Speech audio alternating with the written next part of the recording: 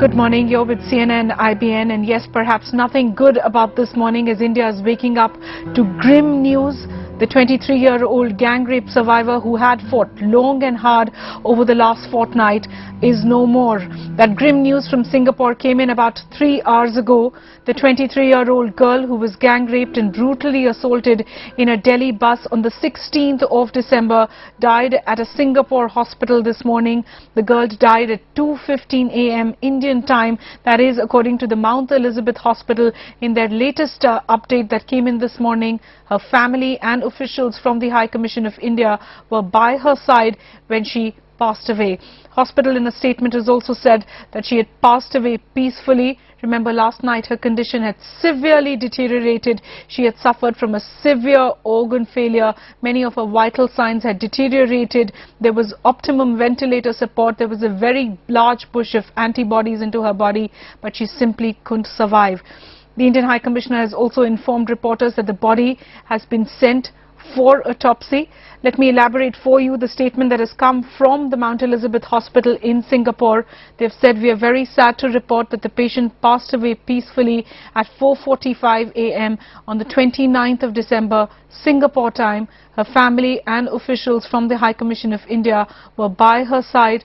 The Mount Elizabeth Hospital team of doctors, nurses and staff joined her family in mourning her loss." The patient had remained in an extremely critical condition since her admission to the Mount Elizabeth Hospital on the morning of 27 December. This, of course, according to Singapore time.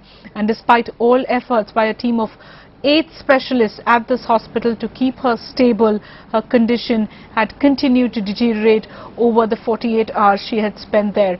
She had suffered from severe organ failure following serious injuries to her body and brain.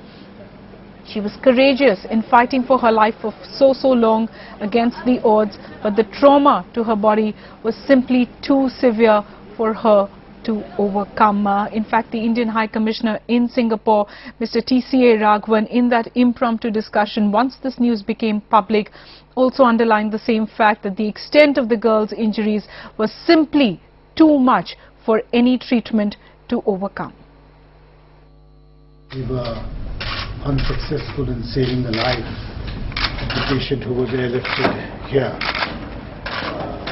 As you're aware, a great deal of effort was put in both in India as also in Singapore to give her the best possible medical treatment and to save her life.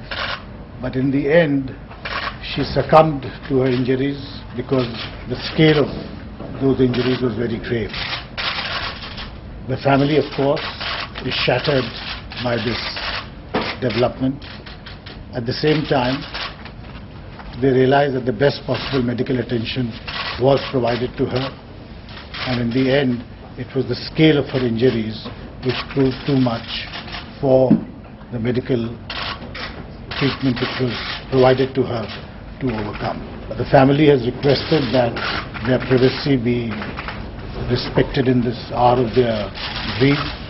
To the extent possible, we will try to see that these wishes are respected and they are left to mourn their departed daughter. They were very trying for the family. The girl, of course, was unconscious, but they were very trying for the family. But I must say they bore the entire process with a great deal of fortitude and a great deal of courage.